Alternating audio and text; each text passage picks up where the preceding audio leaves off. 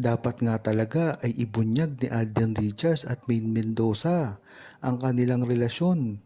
Kahit pa ito sa mga kriptikong mensahe lamang sa kanilang social media. Dahil nga naman alam na ng buong Aldab Nation ang galawan ng magkaparehang ito. Ang Polkerson family kasi ay talagang napakakulit pagdating sa social media, lalong-lalo na mga sa event. Pinapatunayan ng talaga ni Maine Mendoza at Alden Richards na sa kanilang relasyon ay mayroong paling mga kulitan na nangyayari sa kanila.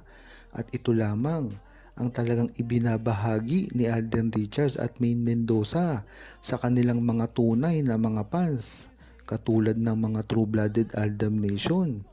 Hindi naman kasi ito magigets ng publiko, lalong-lalo na ang mga bulag, mga pipi at bingi na mga bashers ni Maine Mendoza at Alden Richards, lalong-lalo na ang mga Armin at mga Katniel fans. Dahil kahit ano pang paliwanag ni Maine Mendoza at Alden Richards at nakikita na ito ng tahasan sa publiko, ay idinidinay pa rin ito pagka-bashers ni Maine Mendoza at Alden Richards, at nagpapalusot lamang ito para hindi maging makatotohanan ang mga post ni Alden Richards at Maine Mendoza.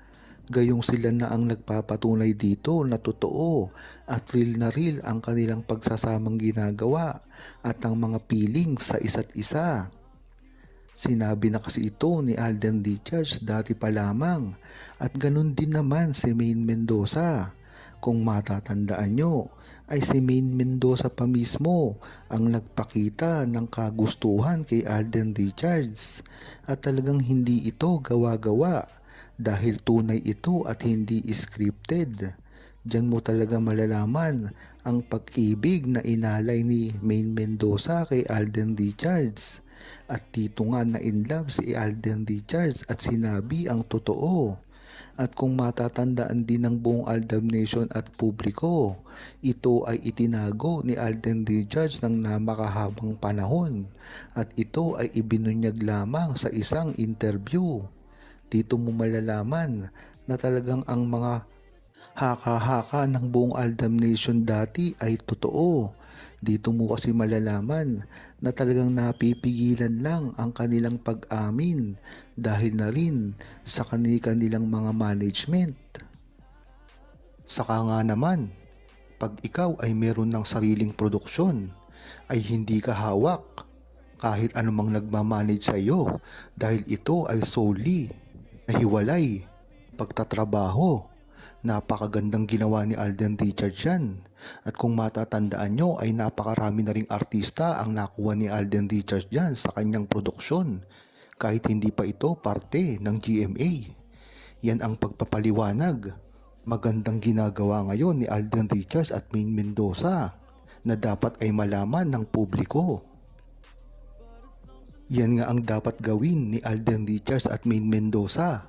Kahit pa nahihirapan silang umamin sa publiko, ay tila nagpapakita naman ito ng mga senyales na hindi maiiwasan na mapansin, lalong-lalo na ang buong Aldab Nation. Kung ang mangyayari nga dito ay magsama sila sa isang proyekto, ay talagang napakagandang balita nito, dahil nga naman ito ang matagal nang inaasam ng buong Aldab Nation.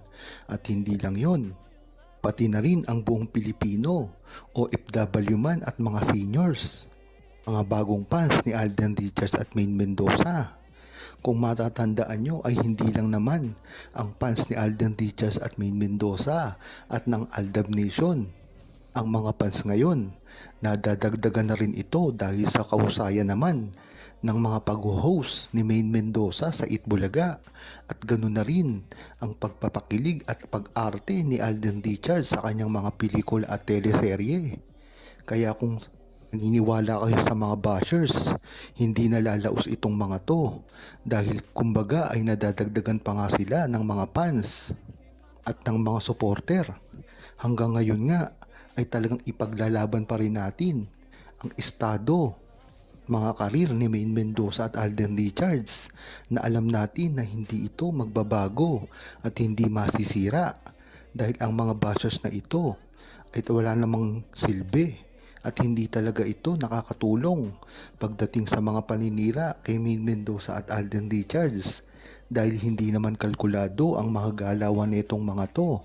Kung di manira lang ay okay na sa kanila na hindi naman pinapansin kung ito ay magtutuloy-tuloy. Yan dapat ang pinapanigan ng buong publiko at hindi maniwala sa mga pinakakalat ng bashers na wala na ang mga karir ni Maine Mendoza at Alden Richards dahil ito ay mas lumakas pa kaysa dati at marami na rin ang nag-mature dito at nalalaman na ang tunay na pangyayari sa kanilang dalawa. Malaki na nga ang naiambag ni Alden Richards at Maine Mendoza sa industriya ng pag-aartista at musika, lalong-lalo na ngayong panahon na ito na si Alden Richards ay napakaganda ng ginagawa at si Maine Mendoza naman ay tuloy-tuloy rin ang pagpapakita ng kahusayan sa kanyang pag-host. Napakagandang isipin na hanggang ngayon ay si Maine Mendoza at Alden Richards ay naririto pa rin. Marami ang bumabati ko sa kanila at gustong pabagsakin, lalong-lalo na ang mga bashers at ang mga sumisira.